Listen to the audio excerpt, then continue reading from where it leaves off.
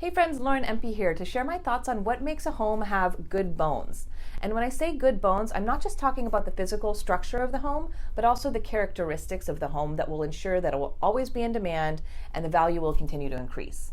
This is super timely because, as you may know, the current market is very challenging for buyers, and more people who would otherwise be looking for a move-in ready home are settling for homes that may need some fixing up because there's simply no inventory and they're getting quickly priced out of the totally updated turnkey homes. I think it's always a better investment to buy a home that needs some fixing anyway, because sweat equity is a thing and you can build wealth faster through improvements than just relying on the market conditions. Plus, then you get to customize the design of your home, which is the fun part. But anyway, here are my top 5 elements of good bones. Number 1, floor plan. A great floor plan is what people typically think of when they talk about good bones and not having to move walls around. It's okay if you have to remove a wall, even if it's a load-bearing wall, because you can put up a beam and open up the space. But when you're actually moving walls and reconfiguring the size of the rooms, that's a huge project, and I'd shy away from that unless the home has a one-of-a-kind view or something that might justify such a big project. Number 2, foundation.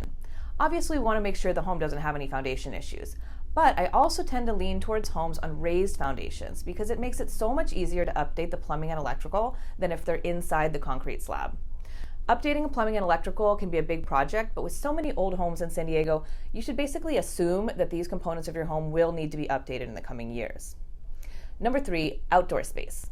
This is one of those things that will always have value. Bonus if there's room to put some sweat equity into the yard. Entertainers' backyards are the number 1 most in-demand feature that buyers are looking for right now, and you can gain a lot of equity with a fabulous outdoor space.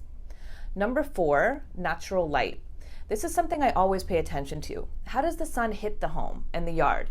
Is it east-facing, east-west facing, or north-south facing? How do the windows and the positioning of the home allow natural light and breezes into the home? In general, more light is better. And having a south-facing backyard is the best, in my opinion, because then you have sunlight in your yard pretty much all day. You can always add shade structures, but you can't add more sun if your home is positioned poorly. Number 5, location. Like I said, sometimes you can justify breaking all of the rules I just laid out for a killer location. Location is one of those things you can't change. It will always affect the value of your home. And I'm not necessarily talking about neighborhoods, but instead being positioned on a high-traffic street or on an alley near a loud commercial area, etc. Basically, just make sure you don't buy in a bad location, no matter the price. It won't be worth it when it comes time to sell. So that's my 2 cents on good bones. What do you think?